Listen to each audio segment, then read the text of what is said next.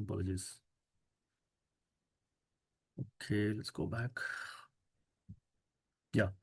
So we have to be very, very careful in when we preach. And this is a perfect example that, or these verses are teaching us, or purports are teaching us what is the right way to preach. So we should never, first of all, we should never upset their current situation, current consciousness, and gradually try to bring them to the right path. So one very important thing that Krishna says here, very important for us to know, that ignorance is what leads to attachment, right? And knowledge is what leads to the learned. In other words, learned persons, or with knowledge, one leads to detachment. So it's very important thing to remember in our mind when we are reading these set of verses, that ignorance leads to attachment and knowledge leads to detachment. So ignorance of what? So ignorance of what is what Prabhupada is explaining. That one who is Krishna conscious, one who understands that everything, so whatever we have heard so far, everything comes from Krishna. Aham sarvasya prabhu. Krishna is a master of everything. Everything comes from him. So then naturally, if everything comes from him, we have to engage everything in his service. You know, like we say in our in temples, we sing the bhajan, right? We have heard this from childhood. Tera tujhko arpan, we say. You know? Whatever is yours, I'm giving it back. So when we take bath in Ganges, in Maya, when we take bath, also Ganga Mata is full of water, but we take little water and pour on Ganga itself, right? So we are offering some water from Ganga, taking from water and some offering back to her. She doesn't need that, nor does the Lord need anything. But that is a duty as conditioned souls, as devotees, practicing devotees. We have to learn that whatever we do, ultimately we realize that it is coming from Krishna. So that is the knowledge. And ignorance means one who doesn't have this knowledge. One who doesn't have this knowledge will naturally work for his satisfaction, because he doesn't understand, he or she doesn't understand that ultimately everything has to be dovetailed in Krishna's service. So naturally, one in ignorance will be attached to whatever he does, his work and results. And because of that, one should not, demean such persons. We should not just upset them. We should gradually, lovingly, out of compassion, we should bring them up to the standard. In Bhagavatam, there are different sections of Bhagavatam which talk about, the three stages of three levels of devotees, right? Kanishtadhikari, Madhyamadhikari, Uttamadhikari. So it is explained that one who is in the Madhyama platform, which is where the preaching platform, which which is where the preaching really happens or really flourishes, is on the Madhyama platform, where the devotee is able to discriminate between who is an envious person, who is a ignorant person, whose ignorance, but his ignorance can be removed. At least he has that favorable attitude, but he is probably gone to the wrong place, is misguided. So such persons, very lovingly, the devotees will guide them and bring them, elevate their consciousness.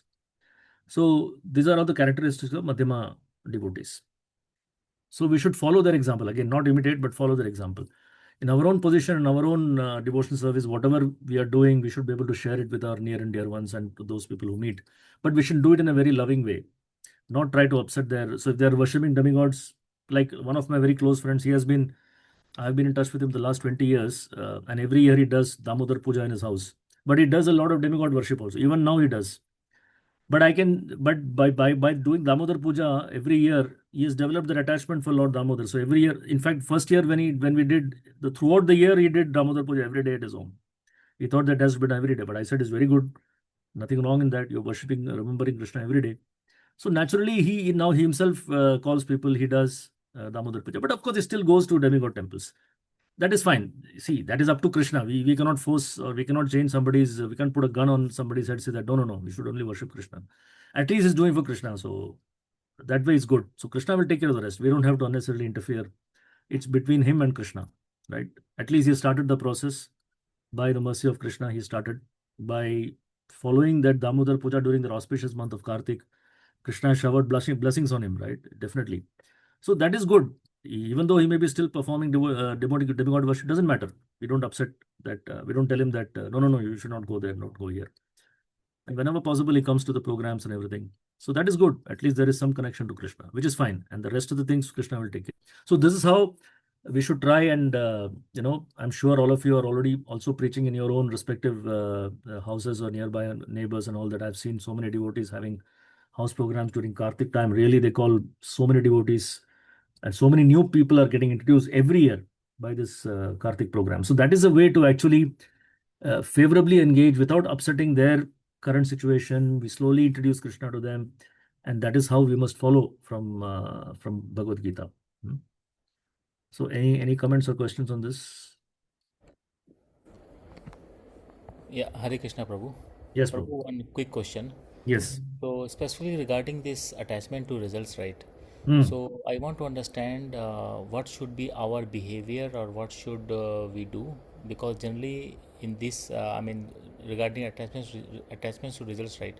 Whenever any work these days comes, right, we Hmm. have the result in mind already. Like a new Absolutely. project come, it's already decided at the end what will be the result. So Yes. we are working with result in mind. Hmm. So in this scenario, how should we, what should be our, how should we behave? How should we work? Like still, Yeah, very whatever good we question, work, Prabhu. we have results in mind always. Absolutely. In fact, the way we work, most of us, right, we cannot separate the work from the results. For us, work means results. Naturally, the association goes to the results. That is natural for us in the material world. That's why we're here in the first place. So, what we should do, try and do, Prabhu, that what I've heard from senior devotees is that we should develop that. We should develop that. First of all, we have the understanding that nothing belongs to us, right? Whatever comes is actually by Krishna's mercy. Nothing is based on our own endeavor. Our own endeavor is there, but ultimately results is completely up to Krishna, because we have our karmas, we have our destiny. So everything will happen according to that. We don't know, but because we don't know doesn't mean that we don't do the work. That's where the devotion comes in. We still do the work to the best of our ability, not worrying about the results. So completely don't worry about the result. That's what Krishna says in second chapter, right? Karmanye vadikaraste ma phaleshu kadachana. Don't फल की चिंता नहीं करो, मतलब don't be attached to the फल results. Just do your work because that is your duty. Ma karma phala heturbum mate sangoshva karmani. That is, not doing the work is not an option. You have to do your work, but just detach yourself from the results, because results is not in our hand. The problem comes that we think we are the controller of the results. That is where the problem comes. Because we have the controllership mentality, we become attached to the results. The moment we disassociate us from the controllership mentality of the results, that things are not in my hand. I just do my work and leave it, leave the rest. So I remember one of the devotees, Radhesham Prabhu, saying, "Do your best and leave the rest to Krishna." We do our best, whatever is to the best of our capability that Krishna has given. We do the work, but then completely we disassociate from the results after that. But that comes with a lot of practice, a lot of sadhana, and a lot of association of devotees, a lot of people, devotees who have done that. So the more we meet such people, discuss with such devotees, then slowly that comes. It is not something that happens overnight, but that is the way to for us to come out of the results. We should always disassociate the work from the results. Often it is combined. We cannot see the difference. Is it okay, Prabhu?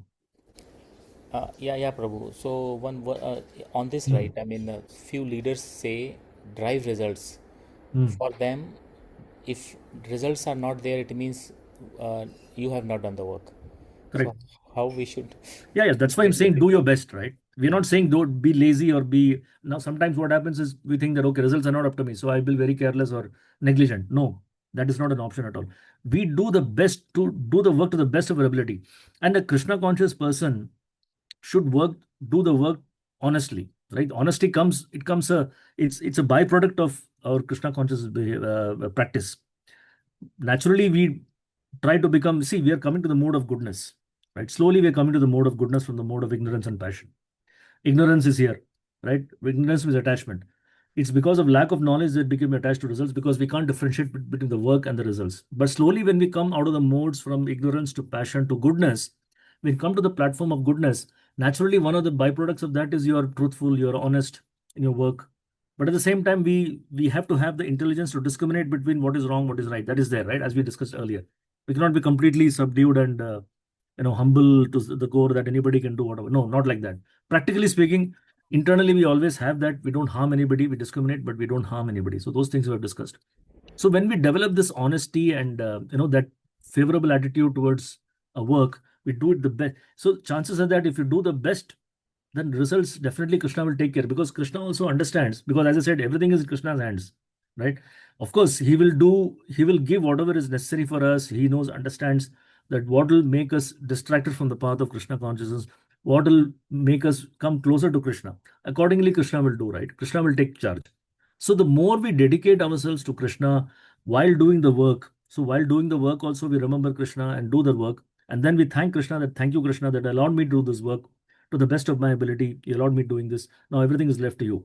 Then Krishna will take care. Sometimes it may be favorable to the way I think. So if I have a expectation they should go like this, it may or may not happen, right? If we are aligning ourselves to, so we align ourselves to Krishna's plan, not that Krishna should align him to our plan. So most of the time, that's our expectation, right? That's why we get dejected and depressed when the results don't come, because we think that we are controlling it. But if we leave the control to Krishna, and Krishna will always do the best, not according to our expectation, but He knows what is best for us. But sometimes, it may or may not be in our favor. All the right, sometimes, right? It may not be in our favor because He knows exactly what is right. But we simply have to have the faith and accept it and move on. So if we do see whatever we can do, the only thing that we can do is sincerely endeavor and do the work to the best of our ability. Everything else is outside our control, really speaking. So even if there is naturally in the corporate world, there is a lot of pressure on results, we can't really drive the results. As I said, we can do the work to the best of our ability and leave the rest. And Krishna will take care. So if something has to happen, then Krishna will make it happen. That's how we should see it. Okay, Prabhu. Okay. Yeah. Thank you, Prabhu. Yeah. Anyone Thank you, else? Prabhu. Okay. Thank Yeah. you.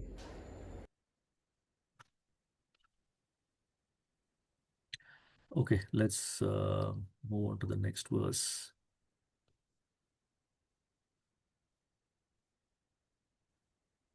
I see Madan Mukund Prabhu. Is it Prabhu? Is it Mataji? Shitala Mataji or yourself, Prabhu?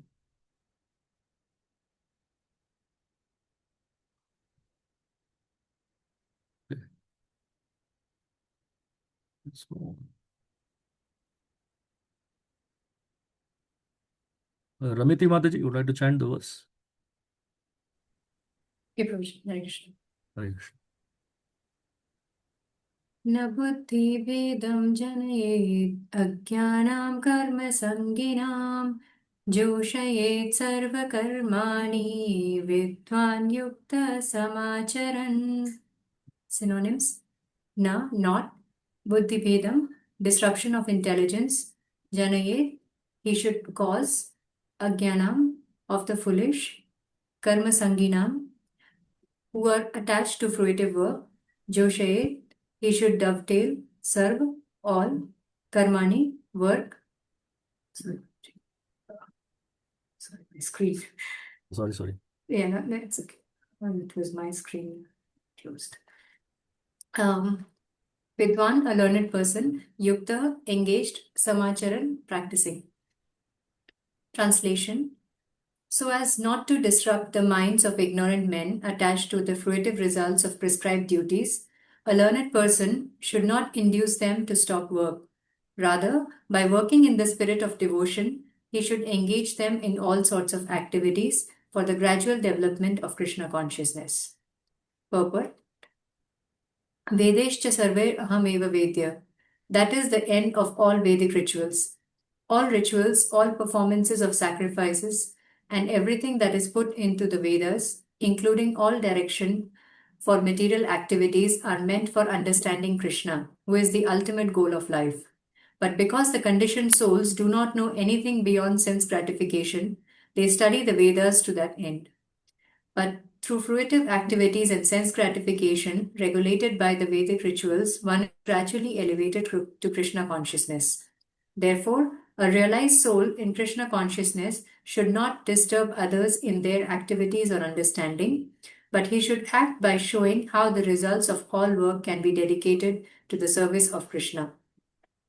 The learned Krishna conscious person may act in such a way that the ignorant person working for sense gratification may learn how to act and how to behave.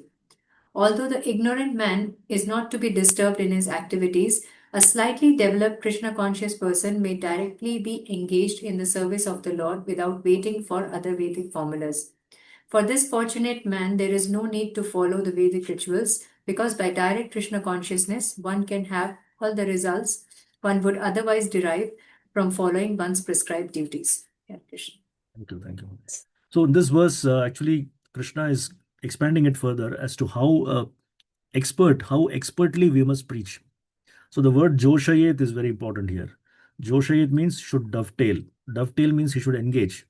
So based on that's actually the duty of a spiritual master in principle, right? Spiritual master is an expert personality who can understand the proclivities or inclinations of his disciples and accordingly will engage. Some people, for example, somebody, Prabhupada, how he did expertly, right? He knew that this person was good at managing. So Tamal Krishna Maharaj was good at managing things. So he made him in charge of all the management of the temple and everything else, as overseeing and supervising everything. Then similarly, other devotees, like for example, Bhakti Swarup Damodar Maharaj was a scientist. So Prabhupada told him that, okay, you have to use your scientific skills to actually prove that God exists. God is a person. So then Maharaj naturally followed that. He did all his studies, and to such an extent, Prabhupada was so particular about him that he would, because he had to do his late studies with the university and all that, and he was staying in the ashram, Prabhupada would wait for him to come back after his studies and his classes, and then he would serve him prasadam. His spiritual master was serving the disciple. That's how Prabhupada was taking care of. Basically, he wanted to cultivate so natural tendencies, whatever we have, how can that be channeled to Krishna? That is an expert act of a spiritual master. But we have to really follow that principle. Again, not imitate, but follow. Because we don't have the authority to say anything, but spiritual master has authority. But we should take the principle that we should be very expert in preaching to the people. And that's what Prabhupada did actually. And similarly, other devotees had some people like Haigriv Prabhu was an English professor. So Prabhupada made him translate all the books. From dictaphone, he would note down and transcribe and translate everything. So, like that, he engaged each disciple according to his natural tendencies and natural proclivities. That's really the expertise of spiritual master. And Prabhupada's life is full of, we can learn so much. And see our own spiritual masters now, they are doing the same thing. Some disciples are good at deity worship, they will engage in deity worship. Some people are good at studying the scriptures, they will engage them to study and give classes and preach Bhagavatam. Some people are good at book distribution. Some people are very good at cooking services. So there are unlimited number of services. So according to one's proclivities, the spiritual master knows exactly how to engage. And that's how we as practicing devotees in this moment must also deal with people who are coming new or outsiders for the time being. Right? Joshet, we should try to, and Prabhupada explains very nicely here that, because the typical mentality of, so by default, anybody who's in the material world is attached, right? That is the purpose of the material world. We wanted to be separated from Krishna and we came here. So naturally, the attachment was a byproduct of our coming to the material world. So naturally, we are very attached to the results. But gradually, through the yoga ladder, again, Prabhupada explains here. Says, where does it say? Yeah. So some people generally don't know anything beyond sense gratification. So one who is purely engaged in sense gratification, we try to regulate their sense gratification by karma kanda to start with. So that is the lowest part of the ladder. Okay, you are attached to your work and your results. Okay, start doing something as per the religious scriptures or principles. At least follow the principles instead of not following the principles. So the beginning step is made. So by fruitive activity, sense gratification regulated by Vedic rituals, that is the karma kanda. One is gradually elevated to Krishna consciousness. So ultimately, from karma kanda to sakama karma, nishkama karma to bhakti yoga. So bhakti yoga is Krishna consciousness. So that's how one must gradually progress or help the person to progress. And we can only facilitate, we can only progress. Ultimately, as I said, Krishna is the one who takes charge. But our duty is just to be a facilitator or mediator. And then gradually we see that not everybody is of the same mentality. Some people may be at a very low level of the ladder, but suddenly he may develop favorable attitude. So then for such persons, we don't have to ask them to necessarily follow the Vedic formularies or formulas as Prabhupada says here, right? If somebody has slightly developed Krishna conscious mind, because it all depends on one's individuality and one's relationship with Krishna, how soon he realizes that, right? It's up to that individual and Krishna. We have no control or we have no this thing that everybody has to follow this path. Yes, generally the path is given, but different people have different mentalities. A slightly developed Krishna conscious person may directly be engaged in service of Lord. So this is the expertise that we should develop. And this is what the spiritual master does again. So if you're really following the instructions of spiritual master, we will also be empowered by his mercy to have the same understanding and knowledge so that we can do the same preaching to others. And we will have the sense of discrimination to see who has the favorable attitude towards Krishna, so that person can be directly engaged. Right? Somebody who is, for example, somebody is really inquisitive and asking, directly we ask them, okay, Prabhu, please come and do the help in the cooking. We are all cooking today or tomorrow. Please come and help in cutting vegetables. And slowly, that's how we directly engage. Then we say, okay, Prabhu, there is a class today, this program, this festival is coming, please come. Or we immediately pull them into drama, act in the drama. That is also a very good way. If somebody has, people love to act also anyway, right? They have all seen different movies and different things. So if somebody is called to act, nobody will deny, generally speaking. They're all very excited. So that is the best way to directly, without them knowing, they're actually rendering service to Krishna. So this is how persons with some favorable attitude can be engaged in different ways. But others, we can say, okay, Prabhu, you come for the program, have prasadam, nobody will deny. Have prasadam, then take a book and read when you have time. Give a small book, for example. Don't give a Krishna book or Bhagavatam at the beginning itself. Small books of Prabhupada. That's why Prabhupada wrote so many small books, which are all capsules of the whole philosophy. So you can give a small book, Prabhu, read this book, or Mataji, read this book. Generally speaking, I have seen Mataji is a very quick, because women are not so complicated. They are much more simpler. Prabhupada says himself, I'm not saying that based on my understanding, but Prabhupada says many places the purports that generally speaking, if there is any spiritual program, the Matajis are come in a lot more number than Prabhus, men, because men have, you know, definitely a logical bent of mind, more logical bent. They think too much sometimes, right? Too much, okay, whether this is right or wrong, and they're very difficult for them to accept. In my own family also, my wife took up first and then I took up gradually, right? So that happens in most places, generally speaking. So like this, so depending on one's mentality, if Matajis are there, then you'll have to deal with them separately. Prabhus will have to deal with Prabhus separately, like this. So gradually, we very patiently and enthusiastically and very with confidence, ECP, right? Enthusiasm, confidence, and patience. It's not just meant for people who are coming new, but also meant for those who are preaching. We should also have the enthusiasm, confidence, and patience. We should not expect that suddenly one within 1 weekend, you will start wearing dhoti kurta, tilak, and everything, and come to the temple. No, it's a gradual process, and everyone's situation is different. So we have to be very, very patient and expertly guide the persons. So the important thing is they should continue coming, and not stop coming because of our own foolishness and our own. Even though we may have a sincere desire to, bring them up, but sometimes that cannot. They may be there might be bad timing or mistiming or misjudgment. So we should be very, very careful in that. So there's a lot to understand from this set of verses, that how practically we must preach our own cultivation of devotion service first, and then we slowly preach. Right? So that's what Krishna is telling and Prabhupada is explaining here. Any questions here?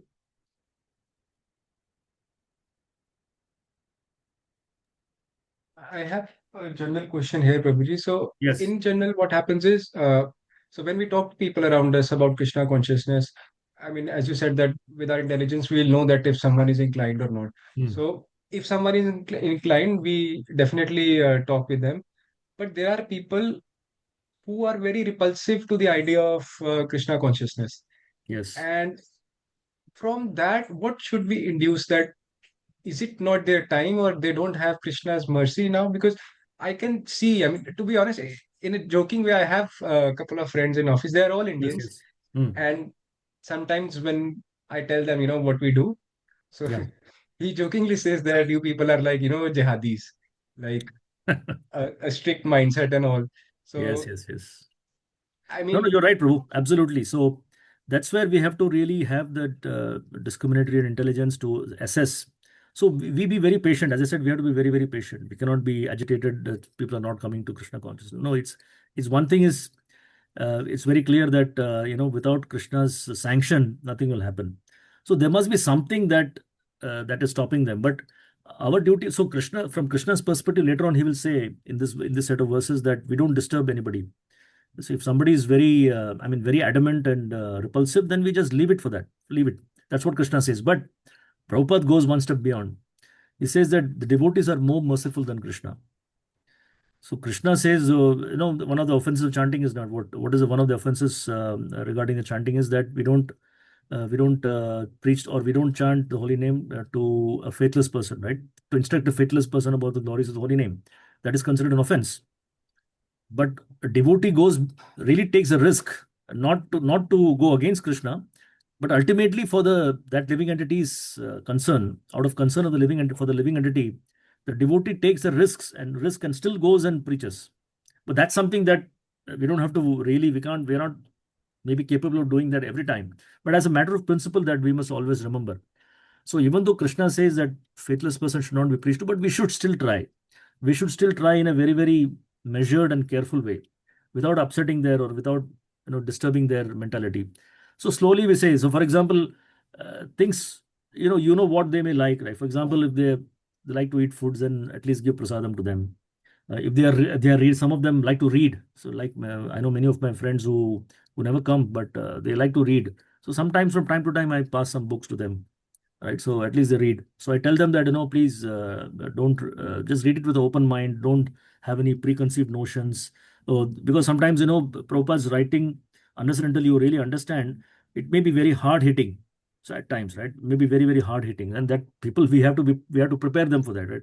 So just read with an open mind. Don't have any preconceived notions. Just read it as you casually read, and then something will happen. So when devotees were preaching like this during Prabhupada's time, they were complaining to Prabhupada that, Prabhupada, we are trying so much, but nobody's coming. Very difficult for them to buy books and all this. So they were complaining to Prabhupada. Prabhupada said, do one thing. Just somehow the other, just ask them to come to the temple, let them take darshan of the deities, and then you give one of my books to them, small books. Rest the deities and I will manage, Prabhupada said. Your job is over. Your job is just to facilitate and bring them. You're like a postman, right? We just give the letter to the destination. That's it. So we just bring them, take darshan of the deities in a center or temple, give Prabhupada's books, and rest Prabhupada and Krishna will manage. So this also is very important for us to understand, that we should learn to be detached even from the services. One thing is to be detached from the material work, that we know, that to come to Krishna consciousness, we have to be detached. But in the spiritual life also, we should have the detachment, that we should not bring the same controllership mentality in our devotion service also, that I can control the outcomes. I can control the service of these people. These people, sometimes you have the mentorship, mentee mentorship kind of, mentor-mentee kind of a feeling in our society, right? Oh, this person I brought him to the society, so we cut, right? It's good that you overseeing and everything is taking care is fine, but that should not cross the boundary, that we should not try to control that person's services and everything else. So that is basically our material baggage we're carrying to spiritual life. That should not be done. So the detachment should be in every sphere of life, not only material activities, but in spiritual life also we have to be detached. We cannot control things, right? Once we bring the person to Krishna consciousness, it's between, as I said, between Krishna and him, between Prabhupada and him.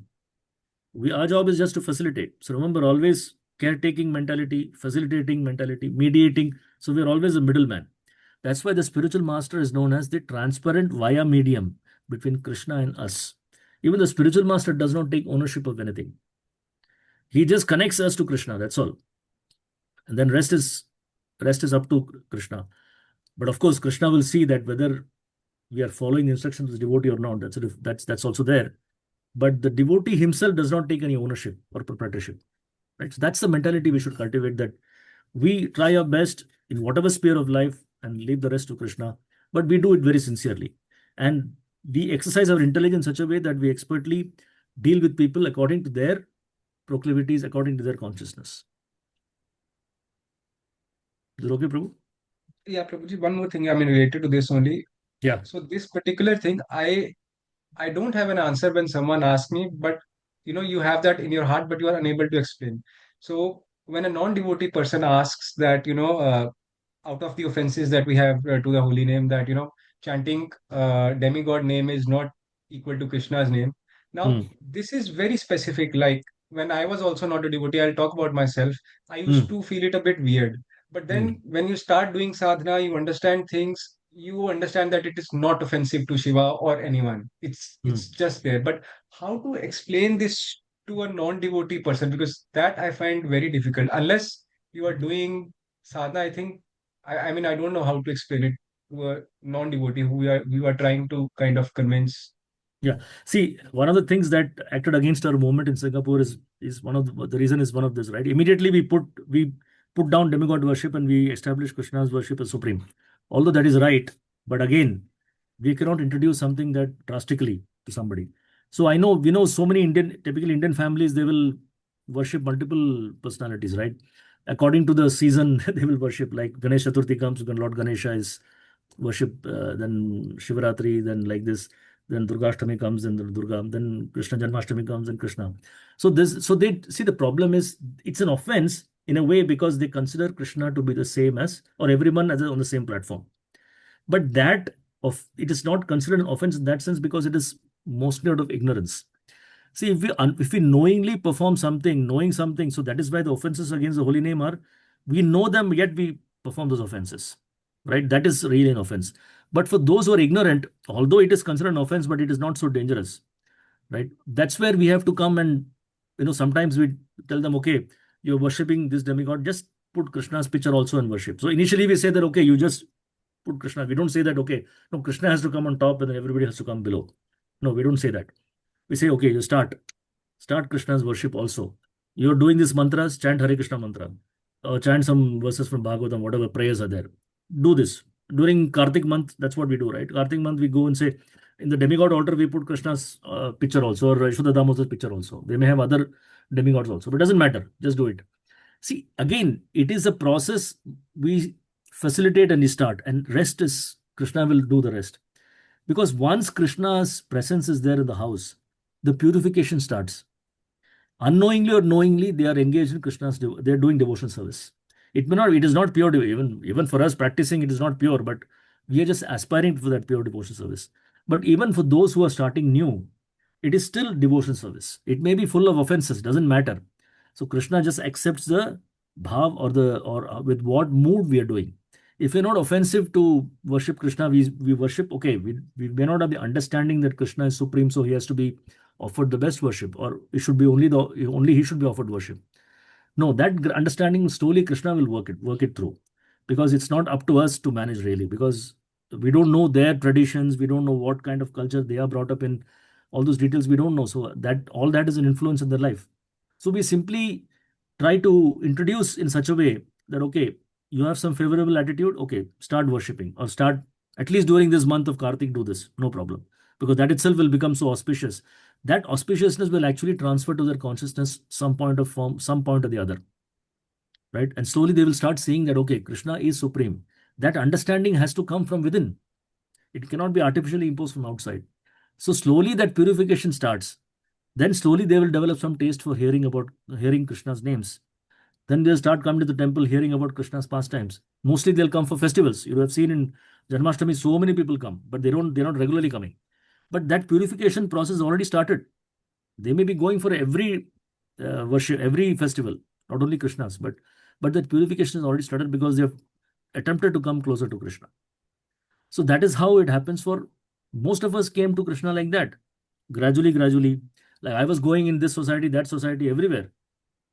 Right? But somehow the other, we came across devotees, and then we started this, and we realized that, and gradually we realized that everything else is not recommended, because Krishna is only has to be worshipped, then everybody will be automatically pleased.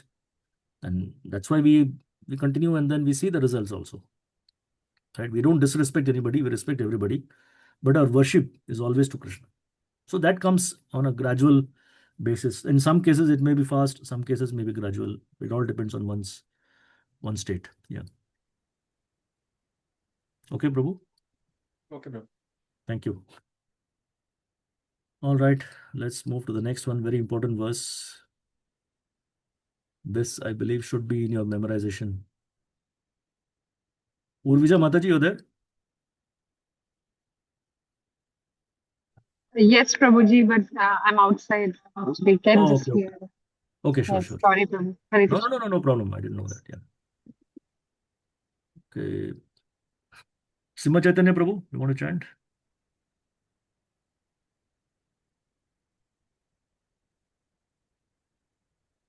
Krishna Prabhu. Prabhuji, I can read this 3.27, right? Yeah, 3.27. Okay. प्रकृते क्रियमाणानि गुणे कर्माणि सर्वशः अहंकार विमूढात्मा कर्ता अहमिति मन्यते. Yeah. Translation. Yeah.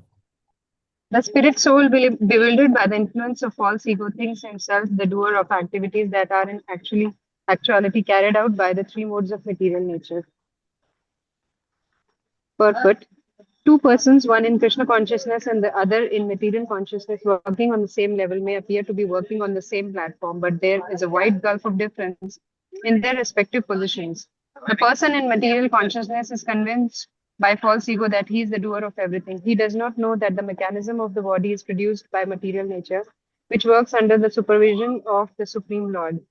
The materialistic person has no knowledge that ultimately he is under the control of Krishna.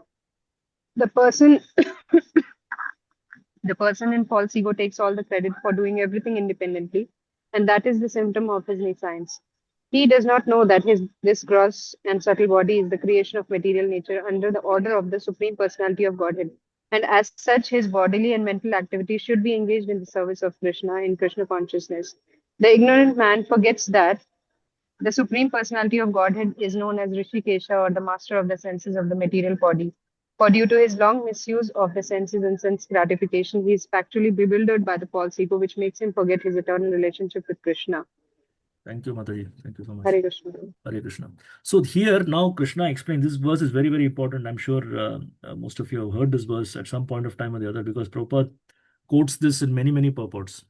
So now we understand from this verse why the question that many of us have, and devotees also have asked here, why do some people take so much time to come to Krishna? Why is it that, despite our attempts, despite so much of trying, they're not really taking it favorably? This verse answers that. Because the spirit soul is bewildered by the influence of false ego, and because of the false ego, we think ourselves the doer of activities, when in reality, in the material world, everything is governed by the three modes of material nature. I don't know whether I mentioned it here or in some other session that you remember the three dolls that in one of the pictures in Bhagavad Gita, you see that in one of the colored pictures, that there is one person who's controlling three dolls, wooden dolls, through three strings, and then he just makes them dance. So those three dolls are, those dolls are us, and those strings are the modes, right? The three modes. So Krishna actually controls these modes, and according to the influence of the modes, we behave or we act. But one who is bewildered by false ego means we completely cut off everything else. We don't understand who Krishna is or how we have come in this material world. We think that this body is all in all. There's a real ego, there is a false ego. Real ego means I am the servant of Krishna, I'm eternally a part and parcel and servant of Krishna. That is the real ego. But false ego means this body, I am this body, everything pertaining to this body is mine, and all the relationships, all the possessions are all connected to me, my possessions, my body, my relatives, my house, my wife, my children. So that is the false ego. So one who is concentrated in this false ego, he cannot see anything beyond himself. For him, the whole thing is revolving around himself or herself, right? So such a person cannot see the reality at all, because he's so bewildered and so under the illusion of false ego that he thinks that he is the master of everything. So such a person is very difficult for him to first of all acknowledge that there is a superior authority who controls everything.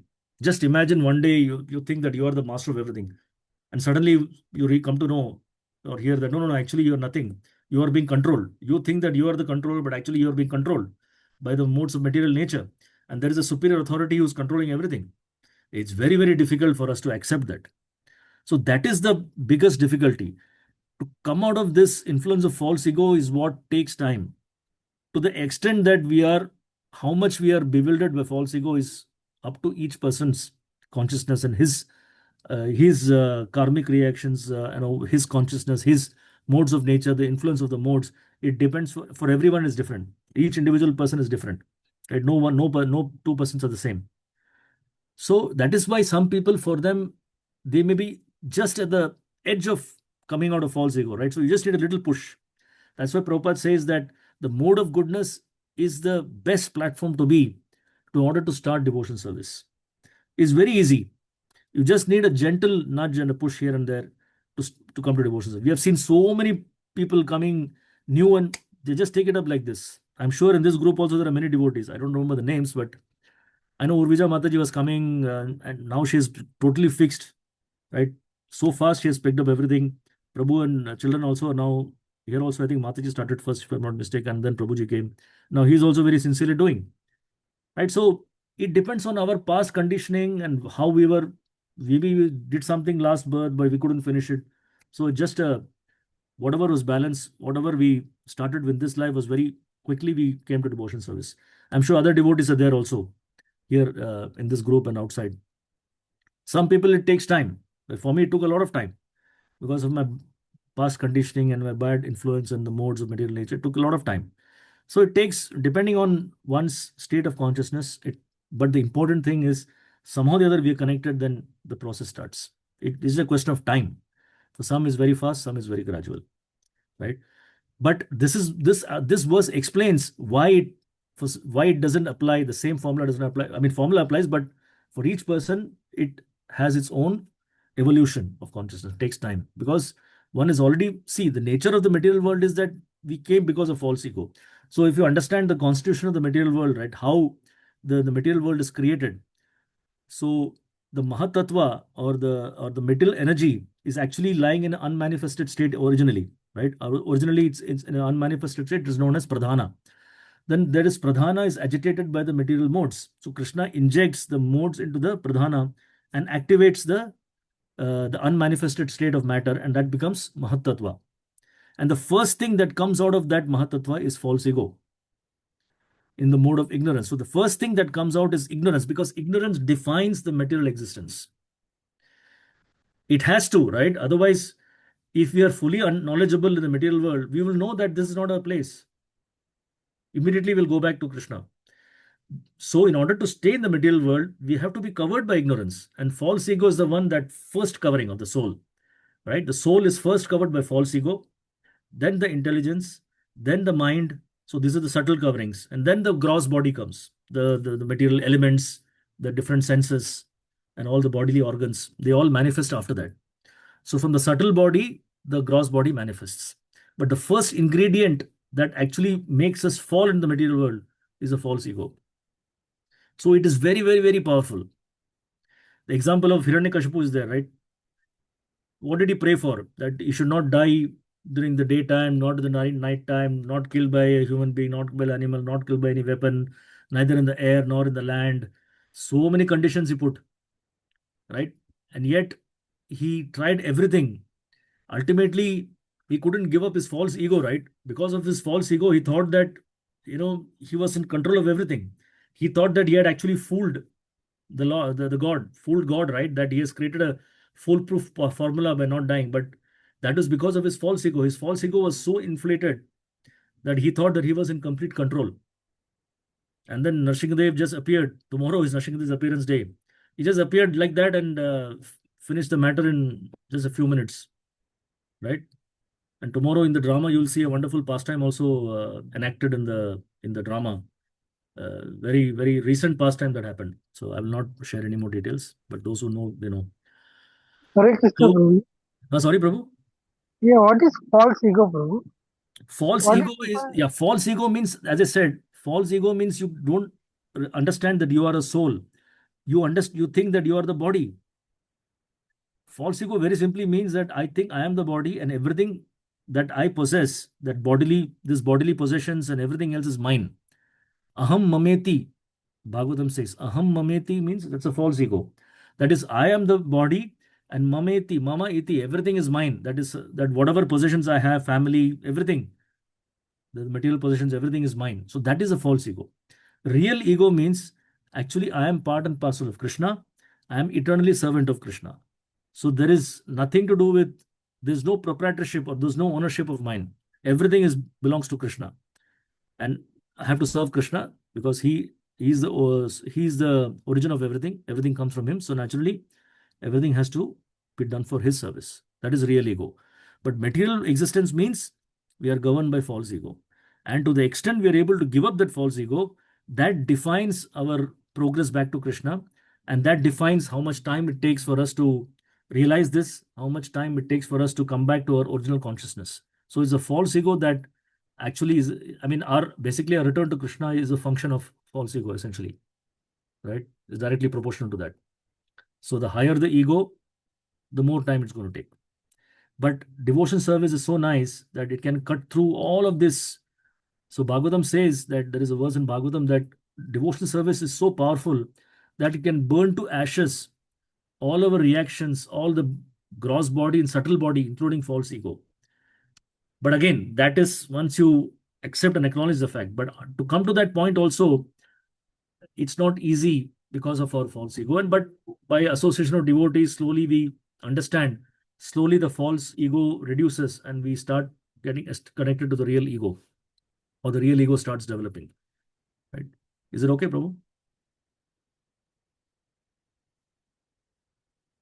Hare Krishna. Anybody else has any comments? Hare Krishna, Prabhuji. Yeah. Prabhuji, can you just explain the point where, the reason of why we, as in, it's understood that because of the free will, we Mm, are mm, falling down here. mm. So can you just explain as in how did it happen? Or There's no definite answer for this, Mataji. So I remember many people used to ask Prabhupada, how and when we fell down.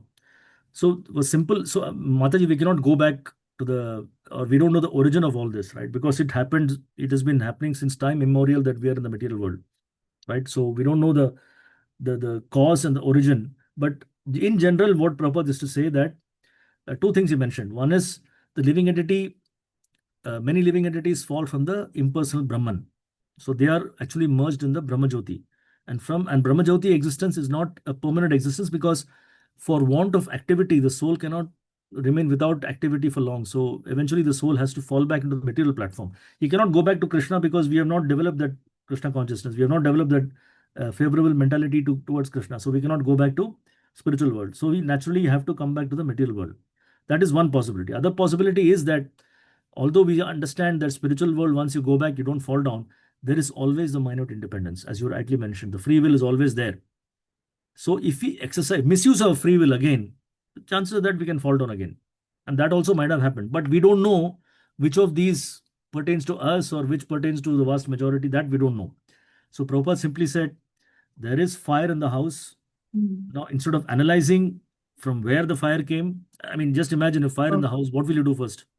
work on the extinguishing the. No, we run away first. Yeah, true. First, we try to escape, Yeah. right? After that, we'll try to extinguish and all that from outside. So Prabhupada said, there is fire in the house. Instead of analyzing where the fire came, whether it is electric circuit that caught fire or there's a gas or this or that, immediately you escape, run. So similarly, Prabhupada said, you're already in the material world. Now try to get out of this place. Don't try to analyze too much why you fell down or what was the cause of all this. We cannot find answers to that, all this, mother. Yeah, it's a very good question.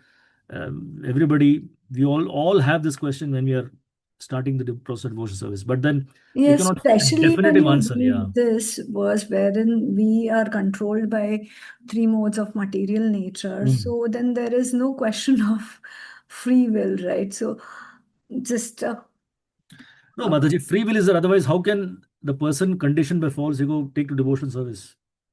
Tell me. true. Then everybody will act like a machine, and then they will just continue taking birth and nothing will happen, right? Yeah. If you're, so that free will is always there. The problem is we are misusing the free will. We're not properly using the free will. If we misuse, then we'll continuously be influenced by false ego. We'll go through the cycle again and again. But we always have the facility to properly use our free will.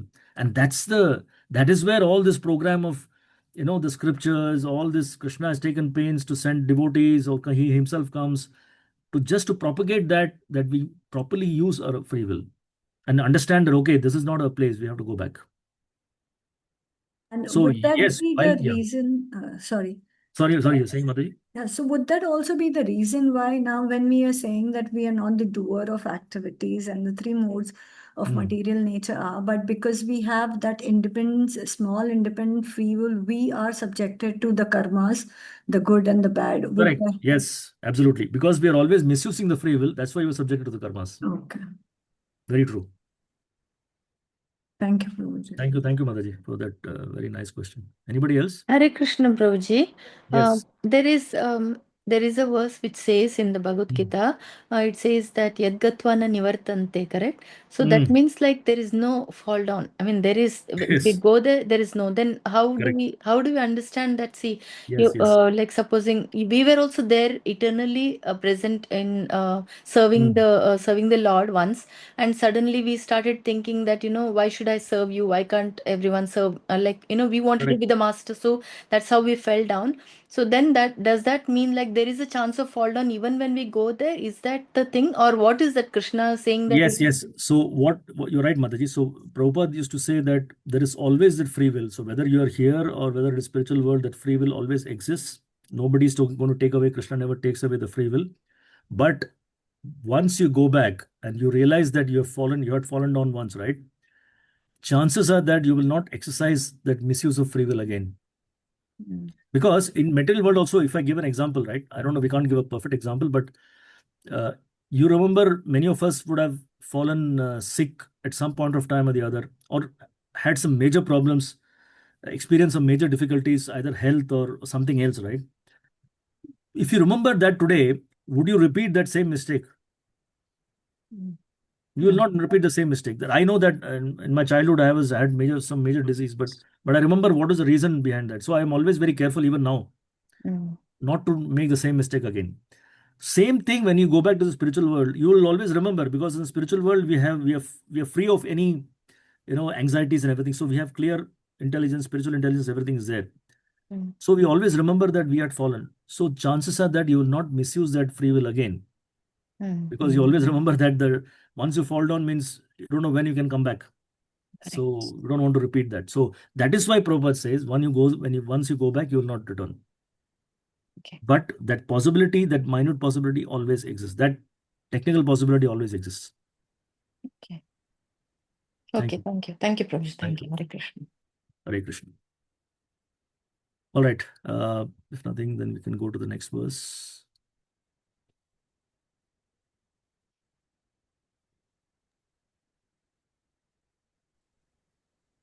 Vipin Prabhu, you want to chant? Hare Krishna, Prabhu. Yes. Hare Krishna. Yes. तत्त्ववित्तु महाबाहो गुणा कर्म विभागयो गुणे गुणेशा वर्तन्ता इति मत्वा न सज्जते. Synonym: Tattvavid, the knower of the absolute truth. Two, but Mahabaho, O mighty armed one, Guna Karma, of works under material influence. Vibhagayo, differences. Gune, senses. Gunesha, in sense gratification. Vartante, are being engaged. Iti, thus. Matva, thinking. Na, never. Sajjate, becomes attached. Translation and purport by AC, His Grace AC. His Divine Grace A.C. Bhaktivedanta Srila Prabhupada Ki Jai. Translation: One who is in knowledge of the absolute truth, O mighty armed, does not engage himself in the senses and sense gratification, knowing well the differences between work in devotion and work for fruitive results. Purport: The knower of the absolute truth is convinced of his awkward position in material association.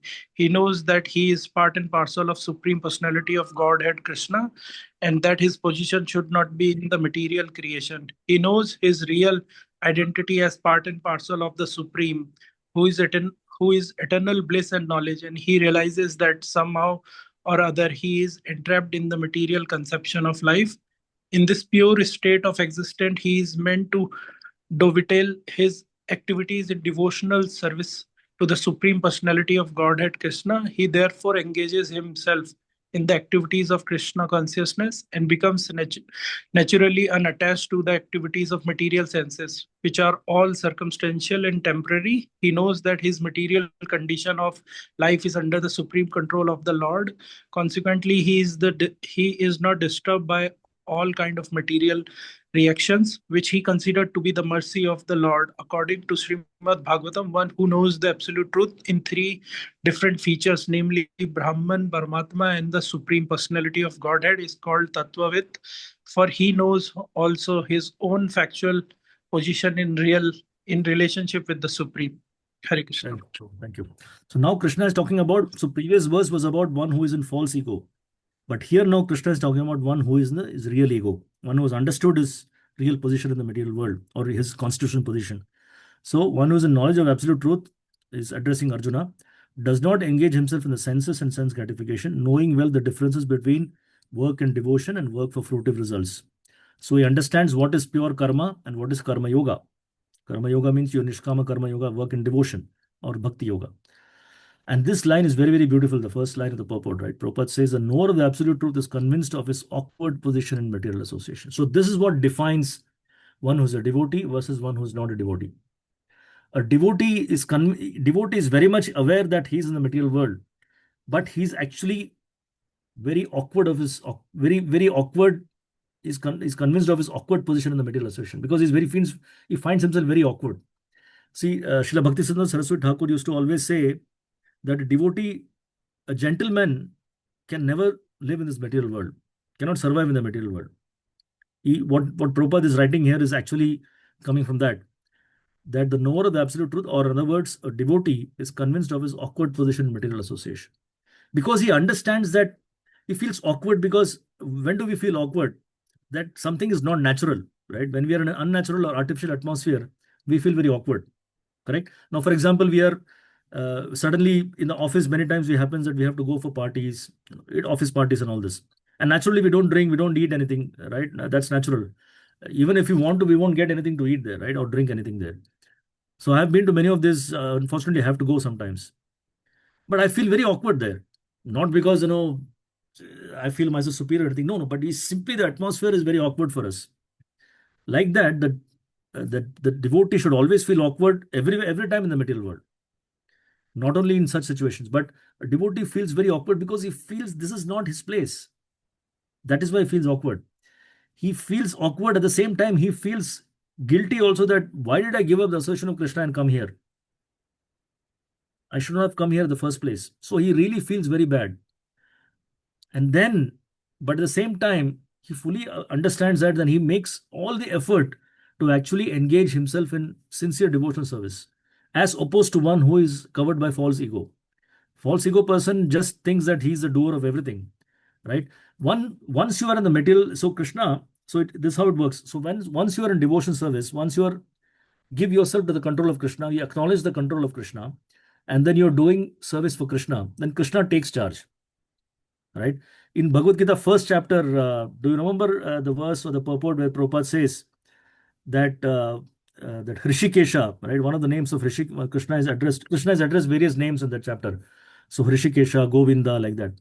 So one of the verses, Prabhupada writes that Hrishikesha means the master of the control of the senses. And there Prabhupada writes, I think is the first chapter, 15th verse, if you're not mistaken. Later you can refer that later. There Prabhupada writes in the purport that Krishna takes direct control of the senses of devotees. Why? Because the devotees engages his senses only in Krishna's service, not in any material activities. So such persons, Krishna takes direct control. Whereas one who is covered by false ego, Krishna does not touch, does not interfere, because he respects that free will. And if we have exercised the free will to give the control to Krishna, then Krishna takes charge. If we misuse the free will, say that no, I am the one, I am the doer, Krishna does not interfere. He leaves it. Then he leaves us in the control of the material nature. And that is why we come under the three modes of nature. Whereas a devotee who gives control to Krishna, he comes out of the modes and because his position becomes transcendental. That's why he's not affected by anything in the material world. He may still be in the material world. It's like Prabhupada gives the example of iron. If you keep the iron in touch with fire, right, it becomes red hot. And then there's no difference between the actual fire and this red hot iron. Both have the same property of fire, right? But the moment you take out the iron from the fire, leave it outside, then it loses the property of the fire. It becomes rusted, and then it gets all the association, the properties of the iron itself. That's what happens to us also. The more we are in association of Krishna, we attain our true qualities, our original nature. The more we are forgetful of Krishna, we come under the control of the false ego, the material modes of nature. Then our identity is unnatural. But because it is unnatural, but because it is covered by false ego, we don't realize it is unnatural. Right? We think it is natural because we are under false ego, influence of false ego, illusion. But a devotee who tries to come out of that, and then he comes in touch with the fire again, he realizes that his position is very awkward in this material world because he doesn't belong here. It's like a innocent person is put in prison. Many times it happens, right? They're falsely convicted and put into prison. How awkward he must be feeling, right? Exactly like that. We are in this prison of material world and we realize that our place is not here. I should have been in a spiritual world. So then our position becomes extremely awkward here. So then rest of the purport, Prabhupada explains that that's why he engages himself in activities of Krishna consciousness and naturally becomes detached from material activities, which he understands as temporary and circumstantial. And then Prabhupada mentions two very important verses from Bhagavatam. This verse, I know that is one of the favorite verses of Radhanath Maharaj. He always quotes this verse, Tattenu kampam su samikshamano. I'm sure you've heard of this verse. It's in 10th canto, Brahmaji's prayers chapter, 14th chapter. Tattenu kampam su samikshamana bunjana evatma kritam vipakam hridvag vapurbhir vidadan namaste. The last verse says, I don't remember the transcript, but the last verse said you become the. So basically, the verse says that one who truly understands that his position is awkward and then he's not disturbed by any kind of material reactions, which he considers to be the mercy of the Lord. Tattenu kampam, so samikshamana. So whenever material reactions come, he's completely not blaming anybody. He doesn't blame the Lord, he doesn't blame anybody else. He accepts it as his own karma. He accepts that because of my karmic reactions, I'm suffering. So I don't blame anybody else. Some good things happen, he gives credit to Krishna or to the spiritual master. This way, he's completely undisturbed and untouched by anything that is material. Because the moment we become agitated or disturbed, we come under the influence of the lower modes of nature, passion and ignorance. Completely, we come fall down from a transcendental position. But the person who remains transcendental, he's not affected by any of these things. So that is this verse.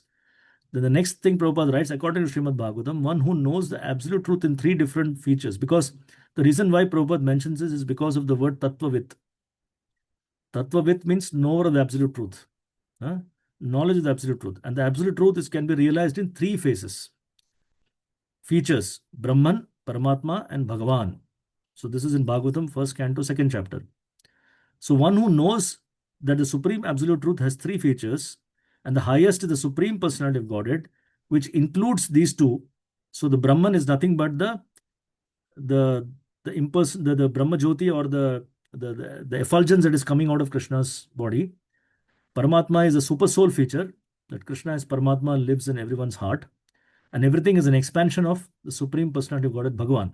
So one who really understands these things, then he develops that relationship, factual relationships with the Lord, that I am part and parcel, and I am myself a eternal soul, part and parcel of the Supreme Soul or Supreme Personality of Godhead. So this is how Prabhupada writes. So this is the spiritual consciousness versus the previous verse which spoke about the material consciousness. So any questions or comments?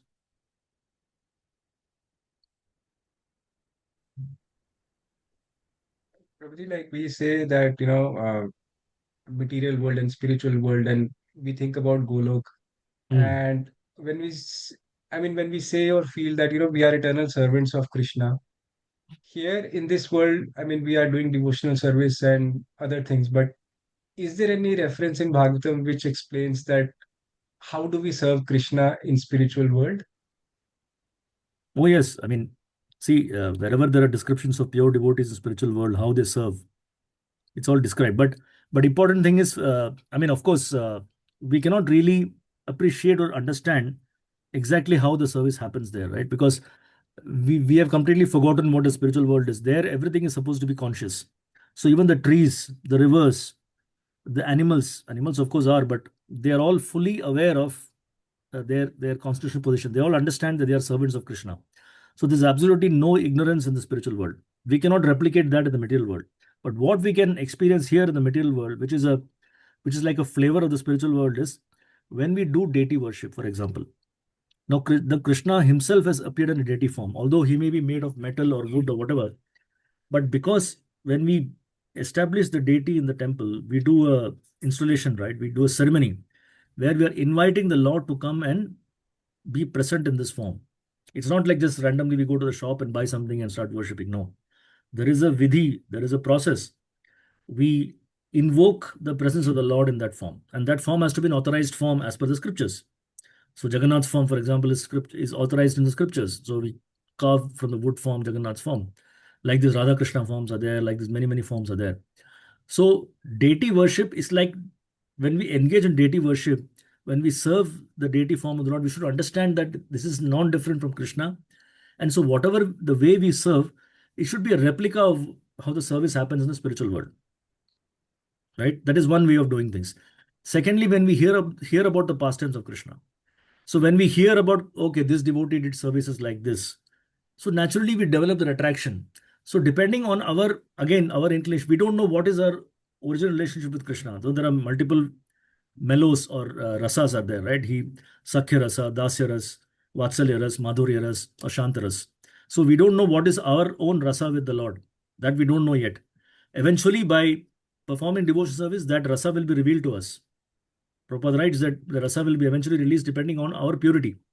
So we may be in this ras or that ras, that will be revealed to us. But that will naturally come to us by our devotion service. We start developing, so when we hear about Krishna, we are attracted to some qualities of Krishna, right? He has unlimited qualities, and certain qualities will attract us to us more than others. So those qualities we're attracted to, then we find out more, hear more about that. That's how one develops his natural attraction to Krishna. And in that way, we realize that, okay, this is my, then we come to realize by Krishna's mercy that this is our relationship with Krishna, right? Then we try to follow the same thing as long as we are in the material world, right? We try to follow, but there are limitations, of course. But that's how is the bhav we try to replicate. The actual spiritual world we cannot replicate here, but it's the bhav or the mood that we can cultivate here, and by which Prabhupada writes, we have not experienced it yet, but Prabhupada writes that there is no difference between the material world and the spiritual world. If you are doing devotional service, fully engaged in Krishna service, this world is Vaikuntha. There's no difference between Vaikuntha and this place. Because our consciousness is what? Is fully devoted to Krishna. In the spiritual world, they are all constantly devoted to Krishna, always thinking of Krishna, always doing Krishna service. If we do the same thing here in this material world, there is no difference, Prabhupada writes, between the spiritual world and the material world. It just becomes a concept, or forgetfulness of Krishna becomes material world. Remembrance of Krishna is spiritual world. That's one way of putting it. I'm not sure whether I've answered it properly. No, you have answered very well, Prabhuji. Some points. Yeah, but again, it is an evolution, right? It is uh, we don't know exactly how it happens, but then we can appreciate by hearing and by reading. We understand that this is how Krishna is served in the spiritual world, and then Prabhupada has created a society in the material world which kind of is a replica of the spiritual world. So we can do the same things here, of course, under the limitations of material energy, but we can understand and appreciate that this is how it must be happening in the spiritual world. But everything in a very, very pure state there. Here, of course, there are so many impediments and so many imperfections, but yet it is a mood that is important. As long as we cultivate the mood, then Prabhupada writes emphatically in Bhagavatam that there is no difference between spiritual world and material world. Everything is spiritual. Yes, Prabhuji, one point you just mentioned that deity worship is, is equivalent to the spiritual service that we do there. And you mentioned Jagannath's form, like there's a proper way, and there's a proper vidhi of installing the deities. But generally, when we bring Laddu Gopalji, I'm not aware that if we do any vidhi, Laddu Gopalji, we just place in the order and start service. No, actually, in our society, Prabhu, even if we bring deities at home, we have to have a proper ceremony to welcome the Lord. Every home, right? Unless and until sometimes through parampara or by tradition, we pass deity from one family to the other. Like for example, our parents were worshipping, and now they are very old; they're not able to worship. So they are already worshipping. They give it to us. We can continue to worship. That's not a problem. But if you are bringing a new form of the Lord that has not been worshipped before, like just freshly carved or freshly made, then that form we have to actually install properly in the house through a ceremony. So everywhere devotees here, when I'm sure, and recently also many devotees had some deity welcoming program at the house. So whenever a deity is coming fresh to the house, not worshipped elsewhere, but a new form that has been carved or made, then there has to be a proper principle, that procedure has to be followed to essentially invoke the Lord's auspicious presence by chanting, by doing abhishek and all that. That's a way that is recommended in scriptures, that we have to invoke the presence of the Lord. That is a process to be followed for deity worship at home or the temple. Of course, we do it elaborately, but at home we can do it within the limited capacity and facilities we have.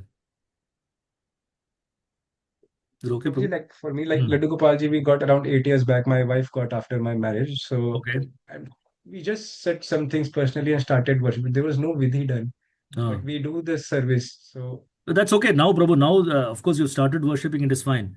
See, as long as, see, important thing is there is a, these are all like, Pancharatrika Vidhi that is given to us. So we have to really follow, especially deity worship standards we have to maintain. But it's okay now that you've already started worshipping, doesn't matter. You just continue.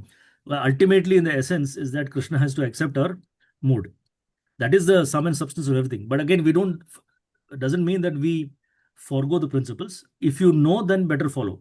But since you already started, now it is fine, Prabhu. Just continue. I'm sure the Lord is happy accepting the service because if you're doing it in the right mood, right service attitude. And as we said, like whenever we go in front of the Lord or whenever we touch, we should have taken bath and wearing the nice proper dhoti kurta. For Prabhus and Matajis has to have to wear some sari or some such, the gopi dress or whatever it is at home. So as long as we are decently dressed, we are nicely put tilak and all that, we very respectfully worship the Lord at home, then the Lord accepts that mood. Bhava, he accepts the bhav. So even though we may not have followed some vidhi vidhan previously, maybe unknowingly or whatever, all that can be ignored by the Lord, right? There are so many examples like Shabri. Can you imagine offering something to the Lord by after tasting? We don't do that. We never do that, right? We never taste anything before offering to the Lord. In fact, we are so careful that the Matajis always, they not, while cooking, they put, why they cover the head because sometimes the hairs and all may fall here and there. So we have to be very, very careful in when we are doing some kind of cooking for the Lord or some service, direct service to the deities. We have to be very careful. But Shabari, what did she do? She just ate the bear. Whatever was sweet after tasting, she gave those to Lord Ram. Lord Ram, did he say that, no, no, no, this is not acceptable, this is not according to the principles? He accepted because he accepted the love, the bhav of Shabari. So that is the essence. But we have to be very careful. In deity worship, we don't imitate, right? Again, follow. But sometimes the mood is also important. It's ultimately the mood that matters. But because we are, Prabhu, not in the Raganuga Bhakti stage where spontaneously we are devotional, it's not that, at least for me, get up early in the morning, oh, I'm now going to chant, so ecstatic. So we are forced. Because we are following the Vidhi Marg, not the Raga Marg. Raga Marg is our aspiration. That means spontaneous devotion is our aspiration. But right now, we are in the practicing stage. So practicing stage means we have to put some endeavor to do certain things according to the principle. Rules and regulations have to be followed. Because unless and until we follow rules and regulations, through this practice, we will not come to the platform of spontaneous devotion service because we are so badly conditioned by the material nature. We have to really uncover so many material coverings before we come to that Raganuga platform. But anyway, that is eventually whenever it will happen, it will happen. But for now, because we are in the Vidhi Marg or practicing stage, sadhana bhakti, we have to really follow the rules and regulations that are given to us. But even within that, there can always nothing wrong in when you're developing the bhav, express that bhav, there's no wrong, nothing wrong. Right? So generally speaking, you follow. But if for some reason you have not been able to do, don't stop the worship, just continue because Krishna is bhavagrahi. So if I'm sure you and your wife are doing it to the best of your abilities. Otherwise, you will not be worshipping still, right? There will be some situation whereby Krishna will stop the worship. But since that has not happened, he's accepting your mood. So just continue that, but just do it very sincerely. And, as you learn new things, follow them and do to the best of your ability. Is it okay, Prabhu? Yes, thank you. Hare Krishna. Hare Krishna. Yeah. Okay, let's quickly look at the next verse, and then we can conclude today. Okay.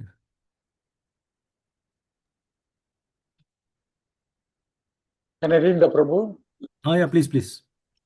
Prakrutir guna sammoda sajjante guna karmashu tan akrishna vidho mandan krishna vinna vichalayet. Word by word meaning. Prakriti of the material nature, guna by the modes, samodha befooled by material identification, sajjante they become engaged, guna karmashu in the material activities, tan those, akrishna with the persons with a poor fund of knowledge, mandan lazy to understand self-realization, krishna with one who is in factual knowledge, not, vichalaye should try to agitate. Translation by Srila Prabhupada, Srila Prabhupada ki jai. Bewildered by the modes of material nature, the ignorant fully engage themselves in material activities and become attached. But the wise should not unsettle them, although these duties are inferior due to the performer's lack of knowledge. Purport.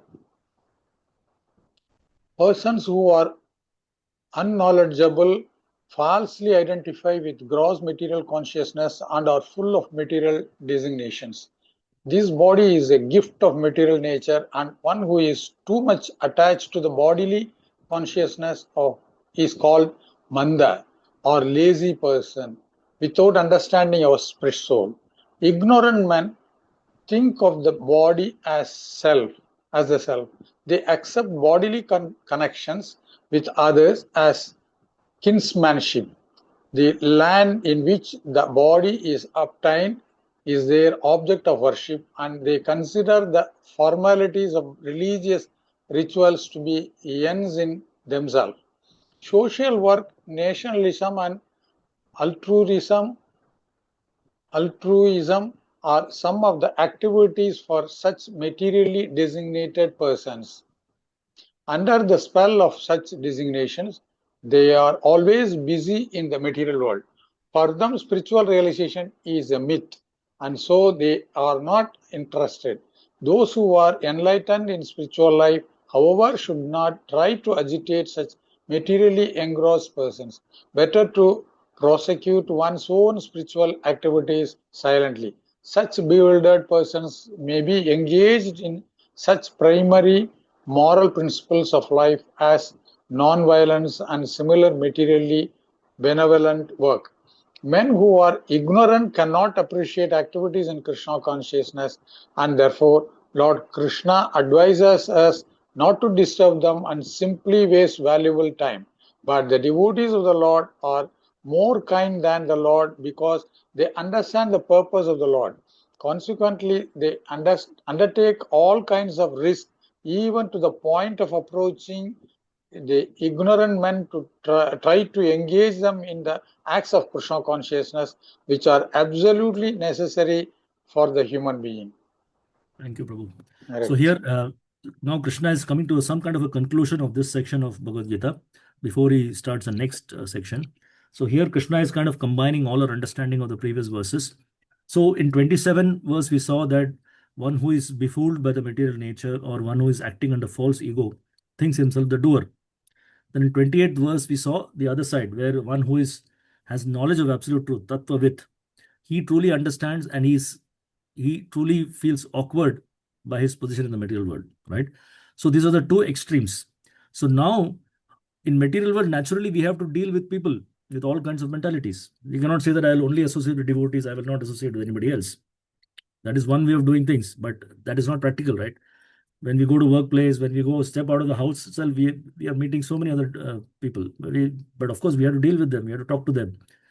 So how does a person with the consciousness in who's understanding of absolute truth deal with somebody who is completely covered by false ego? So Krishna's advice is we don't disturb them. We should not unsettle them.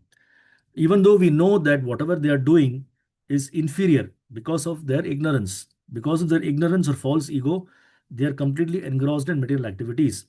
And whereas we have come to this side, we have started engaging in spiritual activities, which is a higher platform. So somehow or the other, we have to try and bring them. But Krishna advises that don't unsettle them, because Krishna is really concerned about the devotees, right? He's concerned about them also, others also. No, not that he is not concerned about others. Krishna is equal to everyone. But those who approach Krishna lovingly, Krishna reciprocates. It's like a teacher, right? The teacher is equal to all the students. But some students are very, very obedient. They really follow. They ask questions. Sometimes after the class, they will go and talk to the teacher. So to such persons, the teacher is also reciprocative. Doesn't mean the teacher is partial, right? It doesn't mean that.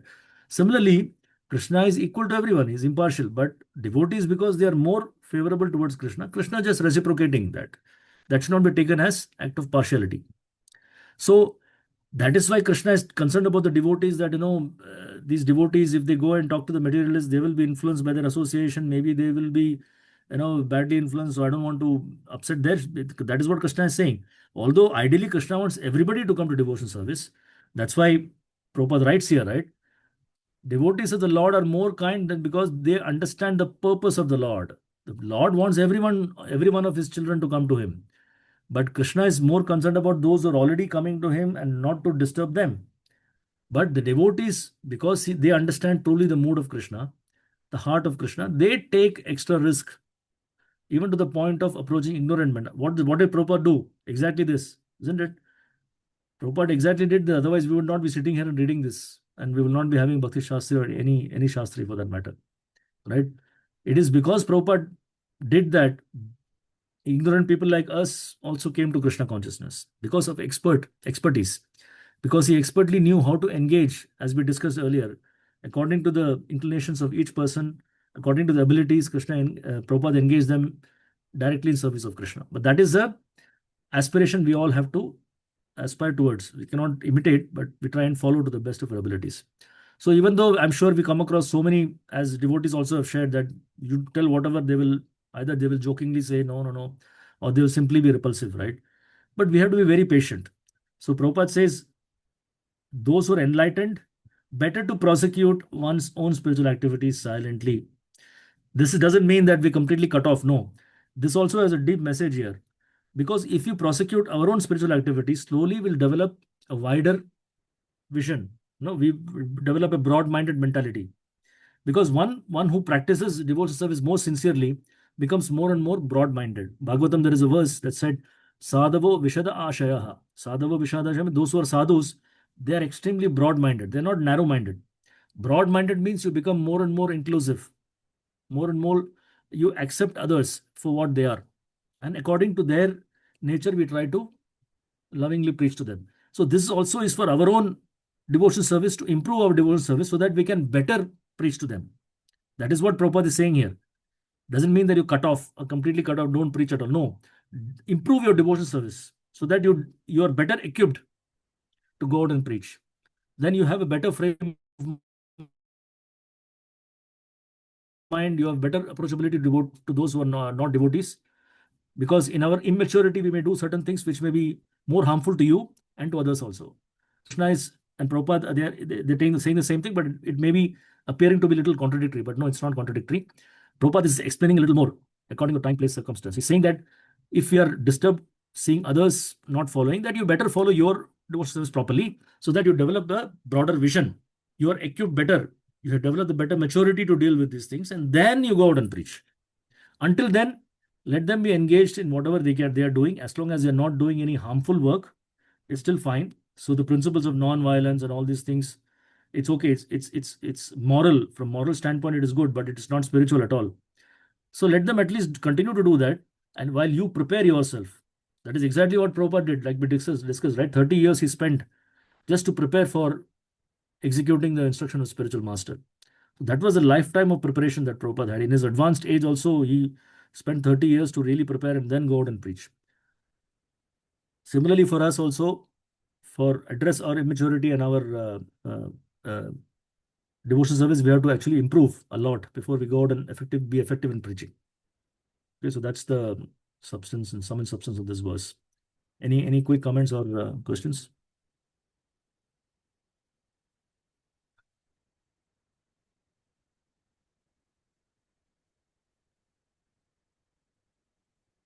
So the material consciousness is nicely described here. Manda, that aham mameti, as we said earlier, right? Whatever is body is mine, and whatever bodily positions like connections, kinsmanship, the land, everything we see as connected to us. So this is my country, this is my society, this is my family, like this, everything connected to me. So that is the material consciousness. Any comments from anyone?